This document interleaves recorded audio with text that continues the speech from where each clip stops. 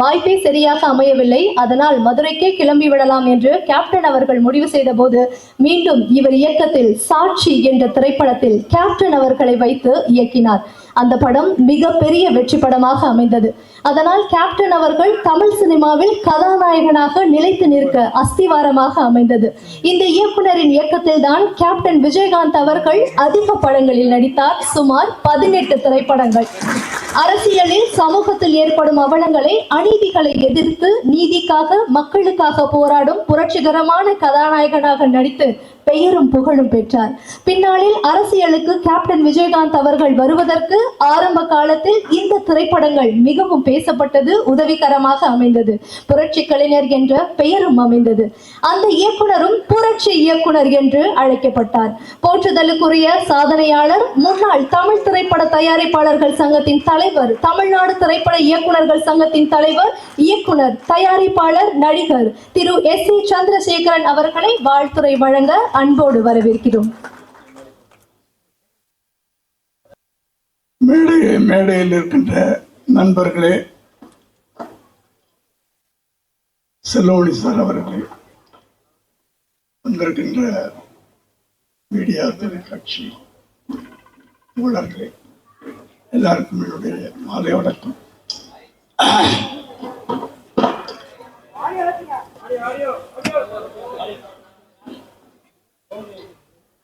கேக்குதா? அப்போ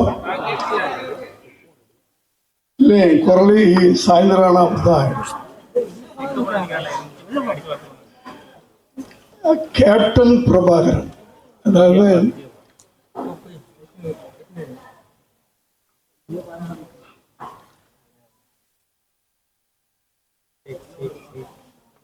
விஜயகாந்த் அவர்களுடைய 100வது படம். பொதுவா நடிகர்களுக்கு இந்த 100வது படம் ரொம்ப ரிஸ்கா இருக்கும். சிலருக்கு அமையாது சரியா. ஆனா விஜயகாந்த் அவர்களுக்கு ஒரு மிகப்பெரிய வெற்றி படமாக அமைஞ்சது. அதாவது ஒவ்வொரு நடிகனுக்கும் ஒரு ஆரம்பம், ஒரு படிக்கட்டா இருக்கும். இந்த படம் அடுத்த கட்டத்துக்கு அவர் தூக்கிப்போம், இந்த படம் அடுத்த கட்டத்துக்கு தூக்கிப்போம். அப்படி அமைஞ்சதுதான். முதல்ல சட்டபூர்வரை, அப்புறம் சாட்சி அவரை நிலைநிறுத்திச்சு. அதுக்கு பிறகு வந்த இயக்குனர்கள்ல சில படங்கள் அடுத்த கட்டத்துக்கு அப்படியே தூக்கிட்டு போச்சு. இந்த படத்துலதான் கேப்டன் அப்படின்னு இன்னைக்கு வரைக்கும் அவர் பேரே மாறி போச்சு. அது இந்த படத்துக்கு ஜெனரலா நான் விஜயகாந்த் நடிச்சு மற்றவங்க டைரக்ட் பண்ற படத்தை நான் ஒரு முறை தான் பார்ப்பேன். நான் ஆனா இந்த படத்தை 3 தடவை பார்த்துருக்கேன். அப்படியாப்பட்ட ஒரு மேக்கிங். இதுல வசனங்கள் யாகத்தலிகா மேடையில் இருக்கிறதா இல்லைன்னு தெரியும். ரொம்ப நல்லா இருக்கு, ரொம்ப யதார்த்தமா, அதே நேரத்தில் பவர்ஃபுல்லா இருக்கு. அடுத்து பாடல்கள் எடுத்துக்கிட்டீங்கன்னா அத்தனை பாடல்களும் விட்டு சார் இந்த படத்துல. அப்படி கமர்ஷியலான ஒரு படத்தை அதான் இயக்குனர்கள் ஒரு நடிகரை தூக்கிட்டே போவாங்க நல்ல இயக்குனர்கள் கிடைக்கும் போது. அப்படி விஜயகாந்த் கிடைத்த ஒரு நல்ல பெரிய ஒரு மறக்க முடியாத இயக்குனர்கள் ஒருத்தர் செல்லோனி சார். அந்த 87 அந்த 90 இந்த ஒரு 3-4 வருஷங்கள் ஒரு தமிழ் சினிமாவில் ஒரு ட்ரெண்டு. டிஎஃப்டி டைரக்டர்ஸ்லாம் உள்ள வந்தாங்க, பயங்கரமான சக்சஸ்லாம் கொடுத்தாங்க. ஆனால் என்னன்னா தயாரிப்பாளர்கள்லாம் பயந்துட்டாங்க அவங்க வைக்கிற செலவுகளை எல்லாம் பார்த்துட்டு. ஆனால் டிஎஃப்டி படிச்சுட்டு தயாரிப்பாளருக்கு ஒரு நல்ல லாபத்தை கொடுத்த இயக்குனர் அப்படின்னு நம்ம சொல்லணும்னா, ஏன்னா மற்றவங்களாம் இட்டு கொடுத்தாங்க, நான் இல்லைன்னு சொல்ல. ஆனால் ப்ரொடியூசருங்கெல்லாம் எப்படி அப்படின்றது ஒரு கேள்விக்குறியா இருந்துச்சு. அப்போ இந்த டிஎஃப்டி டைரக்டர் மேலேயே ஒரு பயம் வர ஆரம்பிச்சிருச்சு ப்ரொடியூசர்ஸ்க்குலாம். அந்த காலகட்டத்தில் 2 இயக்குநர்கள் எனக்கு தெரிஞ்சு, விஜயகுமார் சார் அவரு டிஎஃப்டி ஸ்டூடெண்ட். ஆனால் ஒரு நாளில் இத்தனை நாளில் நான் படம் எடுத்துருவேன், என்னுடைய ப்ரொடியூசர் லாபம் சம்பாதிக்கணும் அப்படின்னு. அதே நேரத்தில் பிரம்மாண்டம், அந்த பிரம்மாண்டத்தை விட மாட்டாங்க டிஎஃப்டி ஸ்டூடெண்ட்ஸ். அடுத்தது செல்வமணி சார், அவருடைய அத்தனை படங்களும் அந்த காலகட்டத்தில் அத்தனை படங்களும் தயாரிப்பாளர்களுக்கு லாபத்தை கொடுத்த படம். அப்படியாப்பட்ட ஒரு நல்ல படம் திரும்ப ரிலீஸ் ஆகுது. நிச்சயமாக இது முதல்ல நான் எப்படி ஓடிச்சோ அதே மாதிரி திரும்ப ஓடும்னு எனக்கு நம்பிக்கை இருக்குது. இந்த நேரத்தில் நான் விஜயை பற்றி பேசாமல் போனேன். விஜயன்னா விஜயகாந்தை பற்றி பேசாமல் போனால் நல்லா இருக்காது.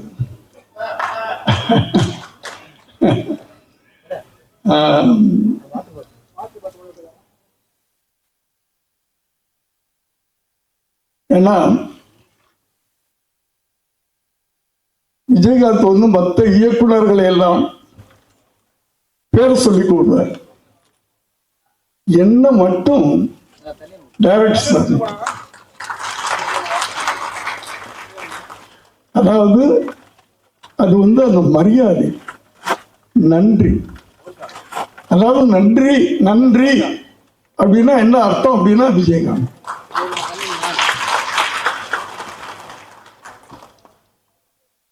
அதே ஒரு வார்த்தை மனிதம் அப்படின்னா அதுக்கு என்ன அர்த்தம்னா விஜயகாந்த்.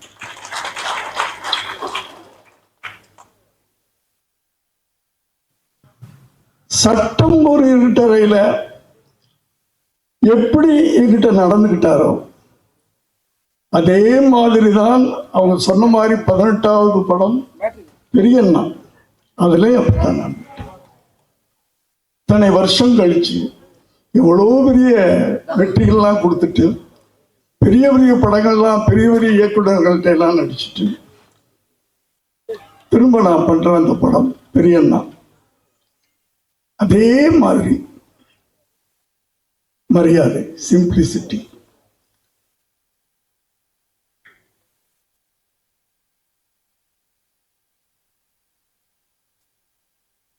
நன்றி அப்படின்றது வந்து சாதாரணமான நன்றி இல்லை சார். நான் வந்து பல மேடைகள்ல சொன்ன ஒரு விஷயம் திருப்பி நான் சொல்லணும். எங்க ஏன்னா என் வாழ்நாள் பூரா சொல்லிக்கிட்டு இருப்பேன் நான்.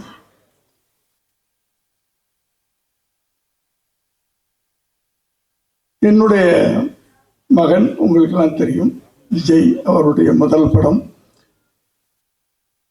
ஒரு 69-70 லட்சம் ரூபா கிட்டத்தட்ட செலவு பண்ணி நாளையத்திற்குள் படம் எடுத்தேன். சரியா போகலை, உங்க எல்லாருக்கும் தெரியும் எப்படி. ஆனா அவர் நடிகரா வந்துட்டாரு, அவரை நம்ம எப்படியோ ப்ரமோட் பண்ணணும். அதுக்கு என்ன பண்ணலாம்னு யோசனை பண்ணப்போ சரி ஒரு பெரிய நடிகரோட நடிக்க வைப்பாமே அப்படின்னு பிளான் பண்ணேன். ஆனா எந்த பெரிய நடிகரும் ஒத்துக்கல. சரி ஒரு மாதிரி அதில் வேற அவ்வளோ போட்ட படமெல்லாம் போயிடுச்சு. நான் ஒரு டல்லாக அப்படியே இருக்கிறேன். என் மனைவி சொன்னாங்க, ஏங்க நீங்கள் விஜயகாந்த்கிட்ட கேட்கல? இல்லைம்மா அவர் கேட்டால் பண்ணிடுவார், ஆனால் எனக்கு என்னமோ டெலிகேட்டாக இருக்குது, இத்தனை படம் பண்ணிவிட்டு எப்படி போய் கேட்குறதுன்னு தெரியல அப்படின்னு சொன்னேன். இல்லை நீங்கள் ஃபோன் பண்ணுங்க, அவர்கிட்ட கேளுங்க அப்படின்னா. நான் ஃபோன் பண்ணுறேன். எப்போவுமே இப்போ நான் பேசுகிறேன்னா உடனே அவர் எல்லா டைரக்டர்ஸையும் ஒரே மாதிரி தான் பிஹேவ் பண்ணுவார். எல்லாத்துட்டையும் பெரிய பெரிய டைரக்டர் சின்ன டைரக்டர்லாம் கிடையாது.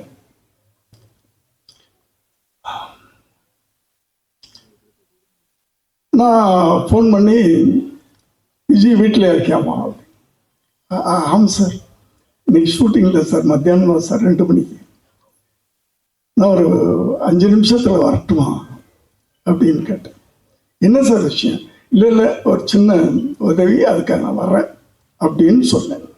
வர்றேன்னு சொல்லிட்டு குளிக்க போயிட்டேன். குளிச்சுட்டு நான் வெளியே வர்றேன், என் பெட்ரூமில் உட்காந்துருக்கேன்.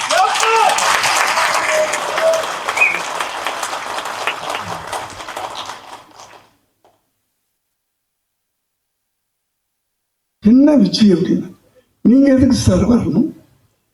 நீங்கள் பேசும்போது ஒரு உதவின்னு கேட்ட மாதிரி எனக்கு காதல் விழுந்துச்சு. உதவி கேட்டு நீங்கள் என் வீட்டுக்கு வரக்கூடாது சார்.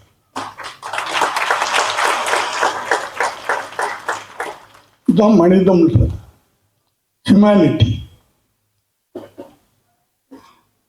என்ன சார் பண்ணணும், என்ன வேணும் கேட்டார். நான் எப்படி என் விஷயத்தை தெரியுமில்ல விஜய், அந்த படம் அப்படி எடுத்தேன், இப்படி ஆயிடுச்சு. எனக்கு படத்தை பற்றியெல்லாம் எனக்கு பெருசாக இல்லை. விஜய் என்னுடைய அவனை நான் எப்படியாவது கொண்டாடணும், அவரை நான் எப்படியாவது கொண்டாடணும். அதுக்கு இப்படி ஒரு ஐடியா இருக்குது எனக்கு. நான் ஒரு சின்னதாக ஒரு லைன் மைண்டில் வச்சேன். அது உங்களோட விஜய் நடித்தான், உங்களுக்கு தம்பி, அதுவும் விஜயகாந்துடைய தம்பி அப்படின்ற ஒரு கதாபாத்திரத்தில் அவர் நடித்தார்னா. ஏன்னா அப்போ விஜயகாந்த் பட்டி தொட்டிலாம் உள்ளுக்குள்ளே போயிருக்க அந்த காலகட்டங்கள். இப்போ நான் சொல்லிக்கிட்டே இருக்கிறேன், இப்போ நீங்கள் நடிச்சு எப்போ எப்போ இப்போ எப்போ எப்போ பிளான் பண்ணுறீங்க? நான் சொல்லி முடிக்கல. எப்போ பிளான் பண்ணுறீங்க சார்? அது உங்களை பொறுத்த. உங்களுக்கு நான் என்னைக்காவது நான் டேட் சொல்லியிருக்கிறேன். 18 படத்துலையும் அவர் எனக்கு டேட் சொல்ல மாட்டார், நான் தான் டேட் சொல்லுவேன். அடுத்தது அவருக்கு படம் பண்ணணும்னா முதல்ல ராவுத்தரை பாருங்கன்னு சொல்லுவார். ராவுத்தர்கிட்ட கதை சொல்லுங்கன்னு சொல்லுவார். எல்லாருக்கும் தெரியும், ராவுத்தருக்கு பிடிச்சாதான் இவருக்கு அனுப்புவார். நான் எந்த படமும் ராவுத்தர்கிட்ட போனது கிடையாது, அவரை அனுப்ப மாட்டார். எப்போ சார் பண்ண போறீங்க, டேட் சொல்லுங்க. அதே மாதிரி அன்னைக்கு கேட்டார், நீங்கள் எப்போ பிளான் பண்ணுறீங்க? இல்லை இப்போதான் நான் பிளான் பண்ணிட்டு இருக்கேன், எழுதிக்கிட்டு இருக்கேன். அடுத்த மாதம் இல்லைனாக்கா அடுத்த மாதமா அதுக்கு அடுத்த மாதமா அவர் கேள்வி. இல்லை அடுத்த மாதம் எப்போ இருந்து? நான் ராவுத்தர்கிட்ட கேட்கணும், அங்கே கேட்கணும், இங்கே கேட்கணும், டைரியை பார்க்கணும், அதெல்லாம் இல்லை. எப்போ பிளான் பண்ணுறீங்க, என்ன டேட்? செப்டம்பர் 1ஆம் தேதியிலேருந்து ஒரு 15 நாள் அப்படின்னு சொன்னேன். வச்சுக்கணும் சார். என்ன உங்களுக்கு நீங்கள் ராவுத்தரை கேட்கணும், அது இல்லை சார், நீங்கள் வச்சுக்கணும், அவ்வளோதான். எனக்கு அதாவது ஒரு மனிதன்கிட்ட மனிதம் இருக்கும், இந்த அளவுக்கு இருக்குமா?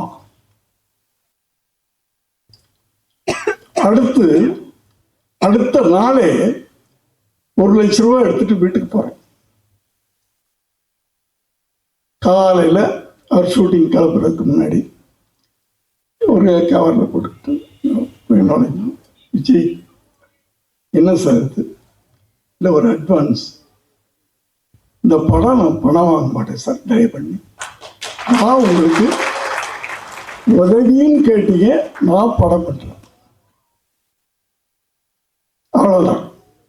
நீங்கள் எதுவுமே பேசக்கூடாது, நீங்கள் போங்க, அந்த டேட்டுக்கு நான் வருவேன். பொள்ளாச்சியில் ஷூட்டிங். அப்போல்லாம் பொள்ளாச்சி வந்து இன்னொரு ஸ்டுடியோ மாதிரி இருந்த காலகட்டங்கள். 15 நாள்ன்றது இன்னும் 2 நாள் எக்ஸ்டெண்ட் ஆகுது. 17 நாள் ஷூட்டிங் முடிச்சுட்டு போயிட்டார்.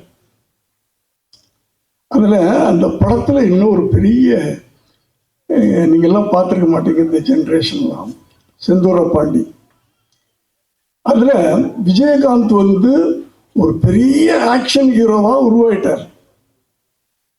நான் பார்த்தீங்கன்னா ஜென்ரலாகவே எனக்கு வந்து இந்த தப்பு நடந்தால் கோபம் வரும். ரோட்டில் போய் நானே வந்து ஏன்டா இப்படி பண்ணுறீங்கன்னு சொல்லிட்டு அவங்களுக்கு தீர்த்து வைப்பேன், இல்லைன்னா அடி வாங்கிட்டு வர்றேன். ஏதோ ஒன்று நடக்கும். அது அரசியலில் தப்பு நடந்தாலும் கோபம் வரும், சமுதாயத்தில் தப்பு நடந்தாலும் கோபம் வரும். இந்த கோபத்தை எல்லாம் எப்படி கொட்டுறது? சினிமா மூலமாக தான் நான் கொட்டினேன். ஆனால் அதுக்கு ஒரு பவர்ஃபுல்லான ஒரு ஹீரோ வேணும். அது விஜயகாந்த் கிடைச்சார். அதனால்தான் சொன்னாங்கல்ல, நான் 18 படம் பண்ணேன்னு. நான் எந்த ஹீரோட்டையும் போகலை, கால்ஷீட்டே கேட்கறது இல்லை. நான் கதையை ரெடி பண்ணுவேன், என் கோபத்தையெல்லாம் அவர் மூலமாக தான் கொட்டினேன் நான் படங்கள். அப்படி நான் இப்படி அந்த செந்தூர பாண்டி படம் முடிஞ்சு டப்பு டப்பு டப்பு வியாபாரம் ஆச்சு. எனக்கு ஒரு பெரிய லாபம் வந்துச்சு. அப்போ நான் போய் கேட்குறேன், விஜய் எனக்கு இவ்வளவு ப்ராஃபிட் வந்திருக்கு, நான் உங்களுக்கு ஏதாவது கொடுக்கணும் அப்படின்னு கேட்டேன்.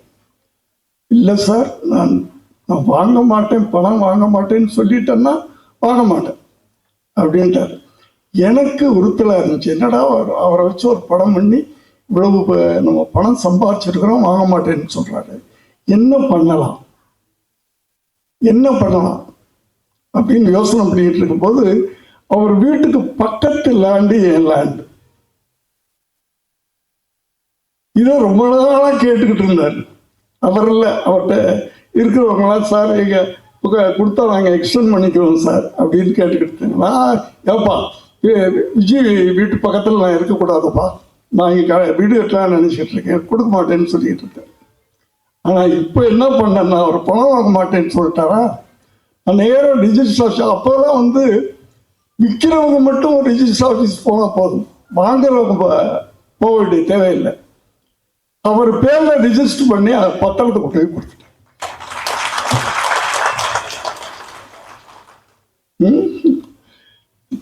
நேரம் வீட்டுக்கு வந்தாரு பாருங்க, சோபாட்ட, என்னுடைய மனைவிட்ட, என்னம்மா என்னை கேவலப்படுத்திட்டாரு அவரு.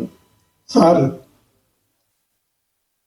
நான் உதவின்னு கேட்டால் நான் உதவி பண்ணுறேன், அதுக்கு போய் நான் பணம் வாங்கக்கூடாதுன்னு தான் நினைச்சேன். நானும் சொன்னேன், பணம் கொடுக்கலையே, நான் பணமாக கொடுக்கல, அவனுக்கு பணம் கொடுத்தா தானே. இப்படி ஒரு, அது நட்புலாம் கிடையாது எனக்கு. அவர் ஃப்ரெண்ட்ஸுன்னு சொல்லிக்க முடியாது, அதையும் தாண்ட ஒரு உறவு எங்களுக்கு. அவர் இருந்த வரைக்கும் அவர் மனசுல எனக்கு ஒரு தனி இடம் இருந்துச்சு, ஒரு தனி இடம். அப்படியாப்பட்டவர். நான்லாம் ஷூட்டிங்கில் எப்படி இருப்போம், நான் சொன்னாங்கல்ல யாரோ செல்வமணி சார் பேசும்போது, அவர் டைரக்டர் நடிகர் சார், டைரக்டர் நடிகர், அதே நேரத்தில் ப்ரொடியூசர். லாபம், அவர் ப்ரொடியூசர்லாம் லாபம் வரும், 2 பேரையும் மைண்டில் வச்சுக்கிடுவார். அவர் படங்களுக்கு ப்ரொடக்ஷன் மேனேஜர் தேவையில்லை, அவர் தான் கரெக்டாக வருவார், அவரே